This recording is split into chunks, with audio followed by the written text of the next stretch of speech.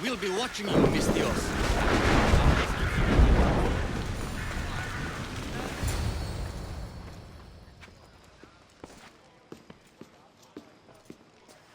Alexios, it's you! Phoebe, You promised we'd see each other again, and now we have. I also said stay out of trouble. Which I have. Okay, almost out of trouble. How did you even get here, Phoebe? Well, I did make some drachmi working for Marcos. So you paid someone to bring you to Athens? Not exactly. Phoebe... I needed a drachmi for when I arrived. I couldn't use it all to leave, and I didn't want to wait any longer. So I sneaked on a ship. Don't worry, nobody saw. I just can't believe you made it. I don't remember much of Athens from when I was a baby. But every once in a while, something feels familiar. It's nice. I can't believe you're here. Me either. I can't believe we both made it to Athens. It's so much different from Kefalonia. But what are you doing here? I'm here to get you ready. I have to make sure you leave all your weapons and change into these clothes. So, you somehow work here? For Pericles?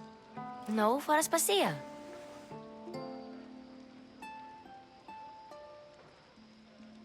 I think I'm ready to go in. You can't. Not like that, anyway. The Athenians like it best when you try to fit in. But don't worry, I have just the outfit for you. I'll get changed.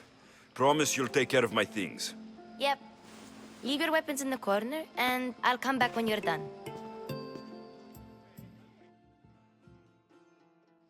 I feel uncomfortable in this. Now you look like everyone else. You say that like it's a good thing. It is. If you want them to take you seriously, this is the easiest way. Trust me. Is that everything? You're all ready to go in. Don't worry. You've done scarier things than this. I'm struggling to think of any right now. Are you sure I can't keep just one weapon with me? No weapons. Now hurry and go in. Oh, and don't leave without saying bye. Here, Alexios. The mighty mercenary and traveler has finally made his grand entrance. Only slightly late, too. Herodotos. Athenians have no problem letting me know when I'm not welcome. It's a relief to see your friendly face. Don't let the company here tonight intimidate you. I won't. Pericles is no king. He needs these guests to love him so that the people love him. And they, in turn, need Pericles. You're no different from any of them. Do you really think these people will help me? They will if you get them to trust you. And you've wisely dressed for the occasion. Appearing trustworthy is the most important part of being trusted, after all. Now then, come, let me introduce you to everyone.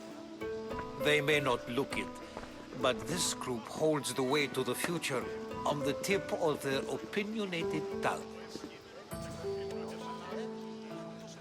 Ah, Sophocles and Euripides, for example.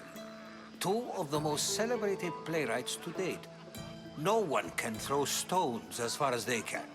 They appear to be locked in some kind of intellectual struggle, as is their way. He's a writer of comedies, of all things. Comedies, Euripides.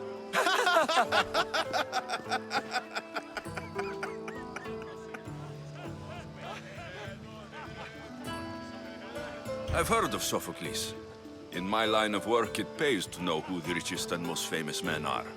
Hermippos has also written his fair share of comedies. You should drink more.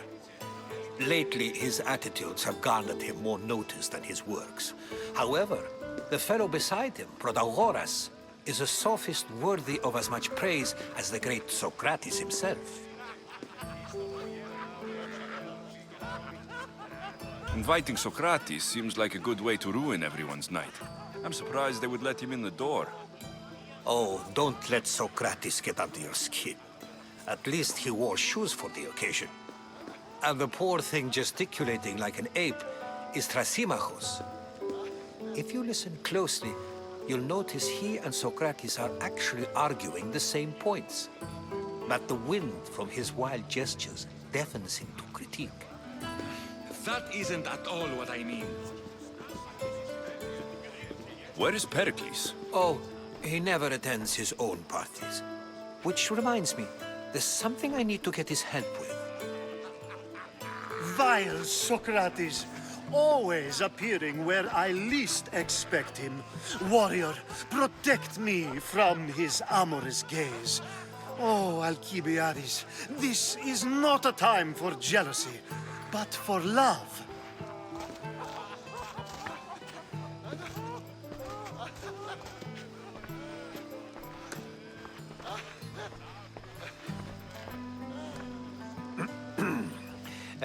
Let's not use Alcibiades as an example. Be good, and don't drink too much. So, tell me, what does a Misthios like you think of a party like this?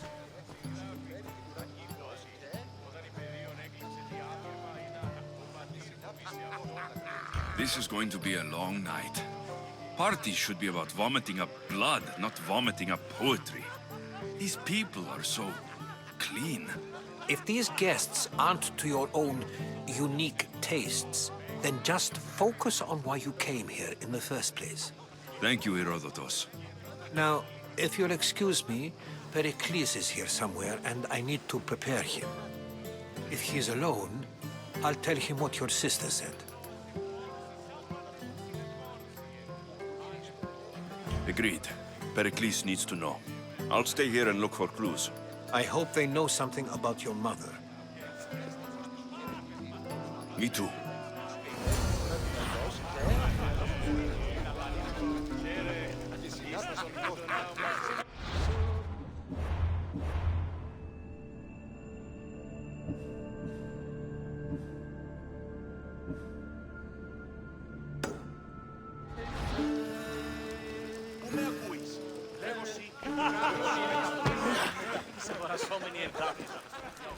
I suppose you've come in here to mock me for my fight with Euripides.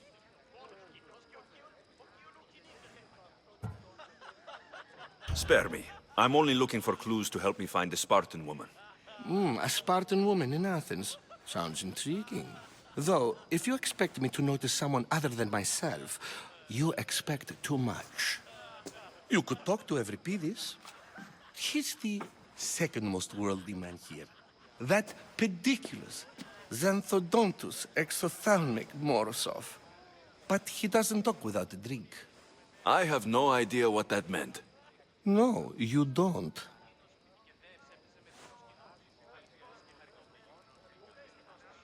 So, we get him drunk, and he talks.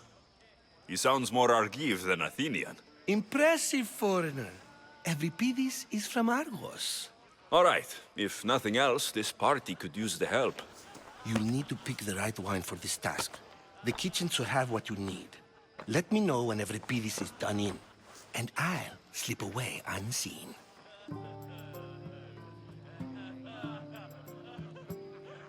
You're awfully worked up over Euripides. You sure you're just friends? I'm never just anything, foreigner. Though I confess, Euripides and I hold a bond deeper than brotherhood. Why he slams it with a banal young plaything, Aristophanes, I will never know. I'll get the wine. Wonderful. Now, if you want some friendly advice, Aristophanes cannot stand sweet wine. I've seen what it can do to him. Absolutely, horrifyingly delightful. It wouldn't be a party without someone losing their stomach. I'll let you know if your plan worked. Oh, save for that arrogant playwright. I don't see many distinguished guests in here. Can I help you with something?